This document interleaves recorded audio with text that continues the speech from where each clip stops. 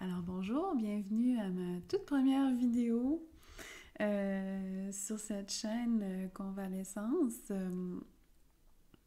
En fait, aujourd'hui, je ne vais pas faire une capsule ASMR ni une relaxation. J'avais plutôt envie de faire une petite jasette avec vous par rapport aux antidépresseurs.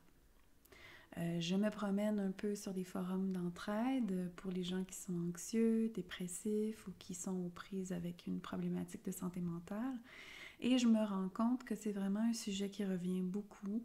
Il y a énormément d'inquiétudes, il y a beaucoup de légendes urbaines sur les antidépresseurs et de préoccupations. Donc, j'ai eu envie de partager un petit peu mon parcours à travers ce merveilleux monde des antidépresseurs.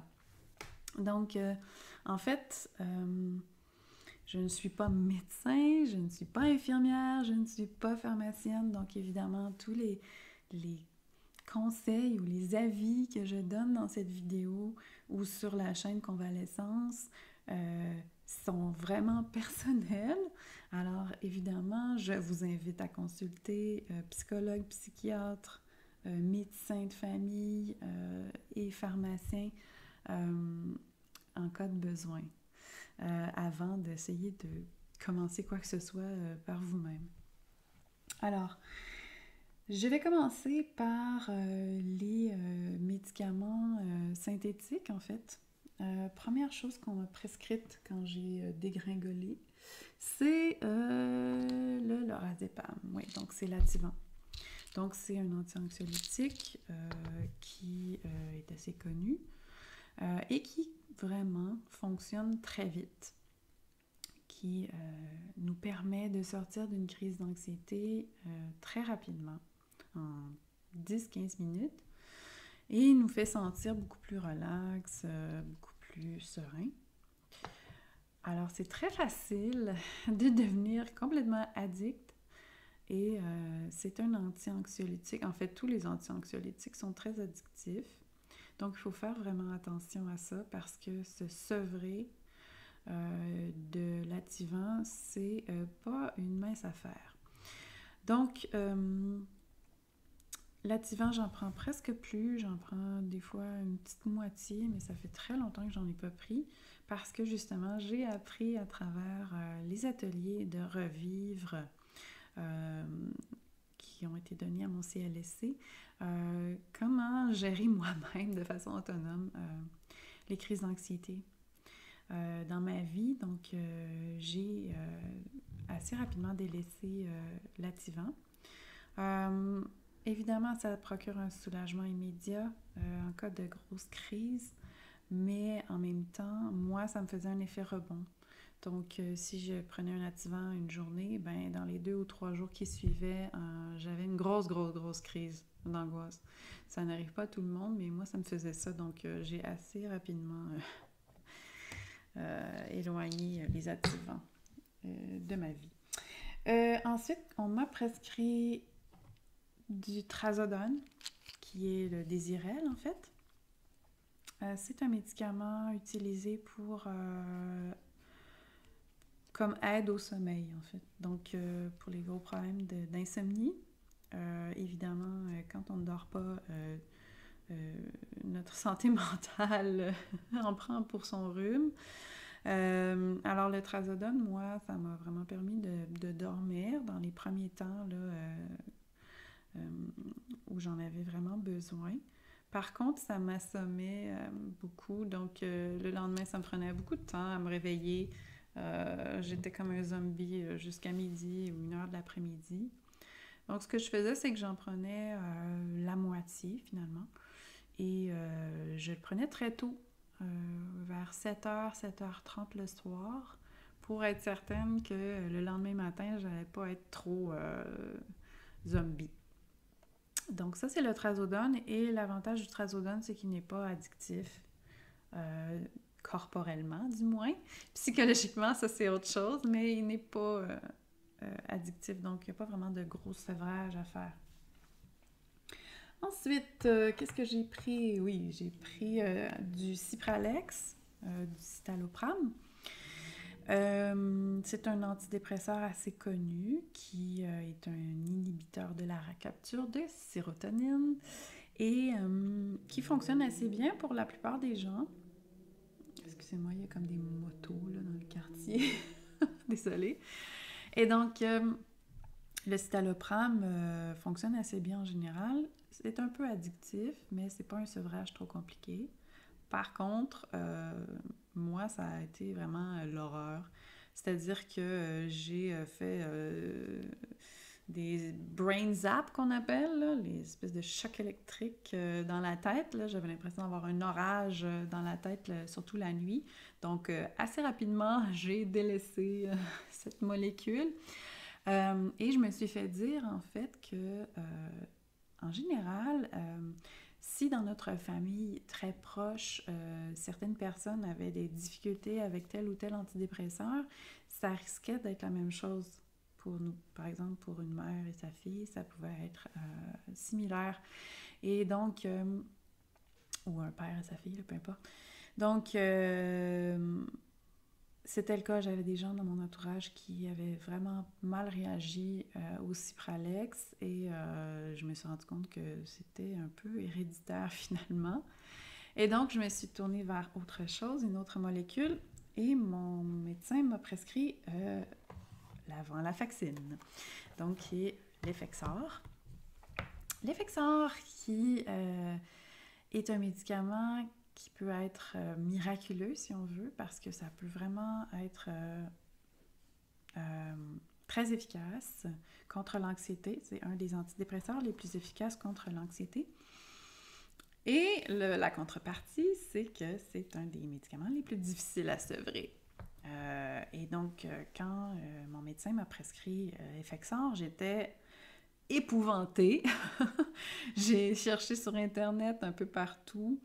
J'ai vu des histoires d'horreur et vraiment, j'avais très, très peur. Donc, elle m'a dit, OK, ben si tu veux pas prendre Effexor, tu peux prendre le Pristic, qui est son petit cousin, qui, en apparence, a beaucoup moins d'effets secondaires, mais est aussi très difficile à sevrer. Et en fait, en pesant les pour et les contre, j'ai décidé de finalement prendre Effexor. Pourquoi? Parce que l'Effexor, on peut contrôler le sevrage beaucoup plus facilement. Je m'explique. L'Effexor se présente dans une capsule et la capsule, on peut l'ouvrir et à l'intérieur, il y a des petites granules. Et donc, on peut enlever peu à peu des granules pour diminuer tranquillement la dose d'Effexor. Donc, par exemple, si on est rendu à la plus petite dose sur le marché, qui est 37,5 mg, on peut décider d'ouvrir les capsules et de prendre pendant quelques jours 30 mg, puis ensuite prendre pendant quelques jours 25 mg, et ensuite pendant quelques jours 20 mg, jusqu'à ce qu'on arrive à 0, parce qu'on peut enlever des granules. Évidemment, il faut faire une règle de 3 parce qu'il n'y a pas nécessairement le même nombre de granules toujours dans la capsule.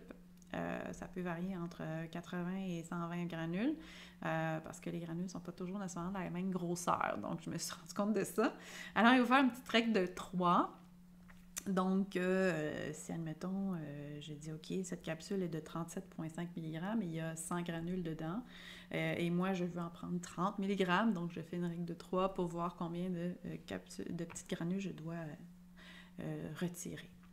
Donc, c'est une façon de faire un sevrage d'Effexor qui est beaucoup plus relax, beaucoup moins difficile, et on peut l'étirer sur plusieurs semaines, voire des mois, pour réussir à avoir un sevrage réussi et sans trop d'effets secondaires. Bon, évidemment, j'en ai eu des effets secondaires, des étourdissements, des nausées, des crises d'anxiété, c'est sûr, mais c'était gérable. Alors que le Pristic, le problème, c'est qu'on ne peut pas diminuer la dose de cette façon-là. Ce n'est pas une capsule avec des granules à l'intérieur et c'est une pilule à durée prolongée. Donc, il y a beaucoup d'antidépresseurs qui sont comme ça. Ce sont des médicaments à durée prolongée, à libération prolongée. Et donc, on ne peut pas les couper parce que c'est dangereux si on les coupe. Si on les coupe, on altère le mécanisme de libération prolongée et ça peut libérer des doses un peu chaotiques à l'intérieur de notre corps et c'est dangereux. Donc, il ne faut pas couper les antidépresseurs en deux. Il faut s'informer auprès du pharmacien si c'est possible avec cet antidépresseur-là de couper la pilule. Donc, voilà. Et finalement, bon, moi j'étais extrêmement réticente à prendre Effexor parce que j'avais lu plein d'horreurs là-dessus. Même si ça fonctionnait quand même assez bien, l'Effexor pour moi, ça diminuait beaucoup mon anxiété. Ça me donnait des rêves complètement farfelus et extrêmement réalistes. C'est un des effets secondaires. C'était pas des cauchemars, mais c'était quand même assez étonnant. J'avais l'impression de vivre dans un film pendant la nuit. Mais le problème, c'est que j'étais extrêmement anxieuse et réticente à prendre ce médicament. Donc, l'anxiété et le fait que Effexor est aussi assez difficile sur l'estomac, ça m'a provoqué des gastrites. J'ai commencé à faire des gastrites à répétition. J'ai perdu 15 livres, je mangeais plus rien. Donc, mon médecin a décidé de changer. Alors, on a changé et on a fait un sevrage croisé. Je vais vous mettre en dessous dans la description les liens vers les documents que j'ai trouvés sur Internet qui sont vraiment intéressants et de sources fiables, là, comme Santé Canada ou la Société de pharmacie du Québec, des choses comme ça. Donc, des documents qui sont sérieux. Et donc, j'ai trouvé un document qui expliquait les sevrages croisés pour passer d'un médicament à un autre. Donc, ça, c'est la principale fonction du sevrage croisé. On peut aussi réussir à se sevrer d'un médicament très difficile, par exemple le Pristic ou le Paxil, qui sont très difficiles à sevrer, en passant tranquillement à un autre médicament qui est moins difficile à sevrer. Donc, une fois qu'on est rendu avec le deuxième médicament, on va pouvoir le sevrer plus facilement ensuite. Donc, il y a différentes possibilités avec ces sevrages croisés et ce document-là l'explique très bien. Et je me suis rendu compte que beaucoup de médecins et de pharmaciens ne sont pas au courant de ces choses-là, ne sont pas nécessairement au fait des façons de faire un sevrage de façon, disons, moins difficile. Il faut penser qu'il y a beaucoup de pharmaciens ou de médecins qui n'ont pas vécu de dépression, qui n'ont pas eu à prendre des antidépresseurs, qui n'ont pas eu à se sevrer. Et donc, souvent, on a l'impression qu'ils nous prennent un peu de haut, si on veut. Là. Ben non, madame, ça va bien aller. Hein? Alors que ça peut être extrêmement pénible. Il y a des gens qui sont obligés d'arrêter de travailler pendant un sevrage parce que c'est extrêmement pénible. Elles ne peuvent plus conduire à cause des étourdissements, elles ont toujours envie de vomir, c'est l'horreur. Donc, c'est sérieux un sevrage et il faut vraiment être encadré. Et n'hésitez pas à magasiner votre médecin, magasiner votre pharmacien pour avoir le soutien adéquat. Je vais vous mettre en lien aussi des liens vers des organismes, des groupes d'entraide par rapport au sevrage. Donc, j'ai fait un sevrage croisé vers le Wellbutrin. Wellbutrin, c'est un antidépresseur un peu particulier parce que il va vraiment donner beaucoup d'énergie, donner beaucoup de joie et donner le goût de faire des projets, d'entreprendre des choses, d'aller au bout de ces projets, ce qui parfois est vraiment difficile quand on est en dépression ou dans un cycle très anxieux. Et c'est aussi un médicament qui va donner de la libido, ce qui est assez particulier dans le monde des antidépresseurs. C'est une des plaintes qui revient souvent, cette espèce de disparition de la libido là, qui est quand même lourde pour le couple. Et Dieu sait qu'on a besoin de notre entourage et de notre conjoint quand on est mal en point comme ça. Donc, c'est un petit plus du Wellbutrin. Par contre, évidemment, comme c'est un médicament qui donne de l'énergie, qui booste, ça peut provoquer de la nervosité, ça peut provoquer de l'anxiété. Donc, moi, j'avais un petit peu peur au début quand j'ai commencé à en prendre parce que je me disais, est-ce que je vais commencer à faire des crises d'anxiété encore et tout ça? Et finalement, non. Finalement, ça s'est bien passé pour moi. J'ai encore de l'anxiété, j'ai encore de la nervosité, mais c'est à un niveau gérable dans la vie, là, tu sais. Donc voilà. Alors ça fait le tour des antidépresseurs synthétiques que j'ai essayés. Maintenant, je voudrais vous jaser des options plus naturelles. Attention, encore une fois, je ne suis pas médecin, je ne suis pas infirmière, je ne suis pas pharmacienne. Alors, tout ce que je vous raconte, ce sont mes trouvailles, mes opinions et vraiment, renseignez-vous avant de commencer à prendre quoi que ce soit. Il faut faire attention aussi parce qu'il y a beaucoup de possibilités d'interaction avec les médicaments. Donc, il faut vraiment se renseigner par rapport aux produits naturels. Alors, première chose, le millepertuis. C'est un produit, c'est une plante qui est très utilisée dans les pays scandinaves et en Russie depuis longtemps et aussi en Allemagne. Donc, en Europe, c'est très connu, le millepertuis. Ici aussi, ça commence quand même à être assez connu depuis quelques années.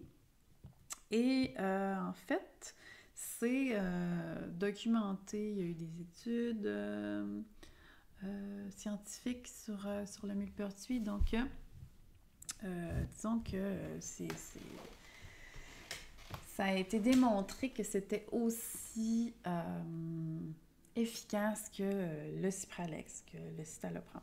Donc, c'est intéressant. Et ce qui est très intéressant, c'est qu'il y a beaucoup moins d'effets secondaires possibles avec le millepertuis. Donc, avant de commencer mes médicaments synthétiques, j'ai essayé le millepertuis parce que je voulais voir si je pouvais m'en sortir avec ça.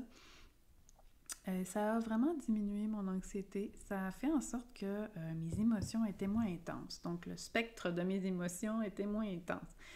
J'avais encore des émotions, j'avais encore de la tristesse, j'avais encore de l'anxiété, mais c'était beaucoup moins intense. Donc, ça n'allait pas dans des niveaux épouvantables. Donc, ça, c'était intéressant pour ça, le millepertuis. Par contre, moi, ça m'assommait un peu. J'avais l'impression des fois d'avoir la tête dans le coton, un peu comme quand on a fumé un joint, si vous vous souvenez de votre adolescence.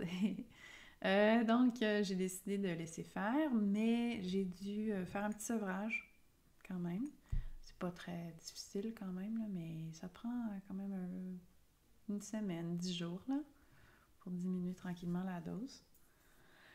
Donc, évidemment, commencez tranquillement, des plus petites doses possibles pour voir comment votre corps réagit à la plante. Ensuite, un anti-anxiolytique, vraiment là, qui s'apparente à l'Ativan, c'est le Kava Root, donc la racine de Kava. Ça vient d'Afrique, je pense. Et c'est un produit qui va vraiment calmer l'anxiété, un peu à la manière d'un Ativan, qui va vraiment là, nous mettre dans une ambiance très relaxe, un peu aussi comme si on avait fumé un joint, je dirais. Donc, moi, j'aime pas trop cette sensation d'avoir la tête dans le coton, donc ça m'a pas été la panacée pour moi, mais il y en a qui aiment vraiment ça parce que justement, c'est comme prendre un Ativan, mais ça n'a pas l'effet addictif. Donc, c'est ça qui est merveilleux. Donc, c'est à prendre le soir parce que ça endort. Encore une fois, commencez avec une toute petite dose pour voir comment votre corps réagit. Ensuite, il y a le 5-HTP, qui est une plante qui va agir sur différents neurocapteurs. Et donc, ce qui est intéressant avec le 5-HTP, c'est que ça relaxe et ça nous aide à gérer le stress un peu mieux. Mais ça a aussi une propriété sur la douleur. Ça agit sur la douleur. Donc, quand on est en dépression ou dans les états anxieux, parfois on a mal partout, on fait comme de la fibromyalgie et des choses comme ça. Donc, ça peut être intéressant, le 5-HTP, à ce niveau-là. Maintenant, il y a la rhodiola. La rhodiola, c'est un peu comme le Wellbutrin. C'est une plante, encore une fois, très connue dans les pays nordiques et qui va donner énormément d'énergie, qui va donner de l'entrain et qui était utilisé et encore utilisé pour aider les gens en convalescence parce que ça booste le système immunitaire, ça donne de l'énergie, etc. Dieu sait que quand on essaie de se sortir d'une dépression, on est en convalescence. Donc, la rhodiola, ça peut être très intéressant à prendre le matin parce que c'est comme un gros café, si on veut. Et prenez une toute petite dose au début parce que votre corps doit s'habituer. Vous allez peut-être ressentir de la nervosité dans les premiers jours qui s'estompe peu à peu, comme quand on commence un antidépresseur, on a des petits symptômes pas très agréables, mais qui s'estompent. C'est la même chose pour la rhodiola. Si au bout de quelques jours, vous voyez que ça ne s'estompe pas du tout puis ça vous rend très nerveux, arrêtez. Mais sinon, vous pouvez continuer, puis c'est vraiment une petite plante formidable. Ensuite, bon, évidemment, il y a le GABA qui était vraiment à la mode dans les dernières années, mais moi j'ai fait beaucoup de recherches et ce que je constate, c'est que la communauté scientifique n'est pas du tout convaincue de l'efficacité du GABA, que ce serait plutôt un effet placebo. Donc voilà, alors est-ce que ça vaut la peine d'acheter un pot de GABA à 35$? Je ne penserais pas. Donc voilà. Quoi d'autre? Oui, mais pour le sommeil, on a la mélatonine, qui est assez connue, qui est une aide, en fait, à l'endormissement. Donc, au début de la nuit, si on a des difficultés à s'endormir. Il y a maintenant des formules à libération prolongée pour toute la nuit. Je ne les ai pas testées, j'ai aucune idée ce que ça fait. Est-ce que ça fonctionne? Vous me direz dans les commentaires si vous en avez pris, si ça fonctionne pour vous. Donc, la mélatonine, évidemment, plus on vieillit, moins on en a, moins notre cerveau en produit. Donc, ça peut être un petit coup de pouce là, pour nous aider à nous endormir. Ensuite, on a, dans les vitamines, si on veut, on a les vitamines B. Alors, les complexes vitamines B, B1, B2, B3, B1, toute la gang des B. C'est vraiment des vitamines essentielles pour la bonne santé de notre cerveau, donc c'est toujours bien d'en prendre un petit supplément de temps en temps. Et les oméga 3, on ne mange pas beaucoup de poissons dans notre société nord-américaine, donc les oméga 3, c'est vraiment un protecteur du cerveau en fait. Ça va nourrir notre cerveau et le protéger contre le stress, parce que le stress, les hormones du stress, vont user notre cerveau, attaquent les neurones. Donc, vraiment, c'est un protecteur de notre cerveau. Si on continue, en fait, là, tiens, j'arrive à mes produits chouchous. Donc, mes produits chouchous. Alors, moi, ce que j'adore dans les produits naturels que j'ai essayés, c'est la théanine. Donc, c'est un extrait du thé vert. C'est un produit qui est très connu en Asie et ça donne de la clarté mentale. Donc, ça nous permet de sortir de la confusion, de l'espèce de nuage dans lequel on est parfois. On n'arrive pas à prendre des décisions, on est un peu voilà, dans la brume. Alors, la théanine va nous aider à avoir une meilleure clarté mentale, une meilleure concentration et va aussi diminuer l'anxiété sans toutefois endormir ou assommer. Donc, on peut la prendre pendant la journée. Et vraiment, moi, ça fonctionne pour moi. Donc, quand j'en prends, je vois la différence et je n'ai pas d'effet secondaire désagréable. Donc, c'est vraiment un petit produit naturel très intéressant, cette théanine ou L-théanine, ça dépend des emballages. Et ma petite plante chouchou pour le sommeil, en fait, bon, il y a la passiflore et la valériane là, qui sont très connues. Moi, je suis pas super fan parce que je trouve que ça assomme. Mais il y en a qui ne jurent que par la valériane et la passiflore, là, ça dépend des goûts. Mais moi, ce que j'aime, c'est la mélisse. La mélisse, c'est une petite plante fabuleuse qui n'a aucune interaction avec aucun médicament, ce qui est merveilleux, et qui va être un anti-anxiolytique, donc faire diminuer l'anxiété, mais ne va pas assommer. Donc, moi, ça va me permettre de m'endormir, d'être plus calme pendant la nuit. Et donc, évidemment, qui dit moins d'anxiété dit meilleur sommeil. Donc, la mélisse, c'est très doux et ça fonctionne très bien. Et on peut en prendre un ou deux comprimés selon notre degré d'agitation, disons. Alors voilà, ça fait vraiment le tour de la pharmacopée qui existe pour nous aider avec nos problèmes de santé mentale. J'espère que ça pourra vous aider un petit peu, vous permettre d'explorer un peu plus cette thématique-là. Disons que les antidépresseurs, les produits naturels m'ont énormément aidé à me sortir la tête hors de l'eau. Mais ce qui vraiment fait une différence en ce moment et qui, je pense, va faire une différence à long terme dans la convalescence à long terme et la gestion de ma santé mentale à long terme, c'est la thérapie. Alors, psychothérapie, ça peut être cognitivo-comportemental, puisque moi, avec les problématiques d'anxiété, c'est ce qui est le plus aidant, disons.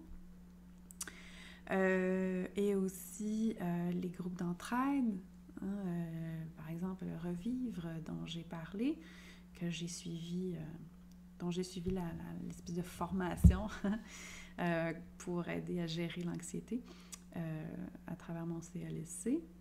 Donc, ces groupes-là d'entraide, la psychothérapie, c'est ce qui me permet de changer ma façon d'agir, de protéger mon sommeil, de protéger mon énergie. Donc, j'entre en relation avec les autres de façon un petit peu différente. Je transforme ma vision du monde peu à peu. C'est long, c'est pas facile, mais vraiment... c'est primordial. Pour moi, juste prendre un antidépresseur ou juste prendre des produits naturels, c'est pas assez. J'avais vraiment besoin d'un gros cheminement en psychothérapie. Donc voilà. Et je vous dirais qu'il y a des petites applications aussi qui sont géniales.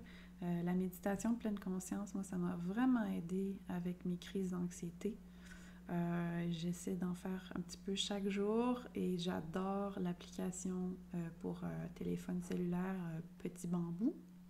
Je vous mettrai les liens aussi dans la description. Et il y a des capsules d'hypnose. Il y a aussi, évidemment, la chaîne Convalescence. Et puis, quoi d'autre? Bon, enfin bref, c'est pas grave. Là. Je vais vous mettre là, les liens vers les outils qui m'aident et qui ont vraiment fait une différence dans mon cas. Donc voilà, alors je vais faire une capsule à peu près à chaque semaine sur un thème relié à la convalescence de la dépression, la convalescence d'états anxieux. Sur cette chaîne YouTube. Donc, si vous voulez être au courant des nouvelles capsules, abonnez-vous et cliquez sur la petite cloche pour suivre un petit peu le rythme de parution des capsules. Et si vous avez des commentaires, si vous avez envie de partager votre expérience par rapport aux antidépresseurs, faites-le, ça va me faire vraiment plaisir de jaser avec vous. Je pense que plus on partage, plus on communique, plus on en parle de santé mentale, plus on démystifie disons, les choses et on arrive à s'en sortir beaucoup mieux quand on tend la main, quand on partage avec les autres. Il ne faut pas rester isolé, là, c'est la pire des choses. Donc, voilà. Alors merci d'être là. À bientôt.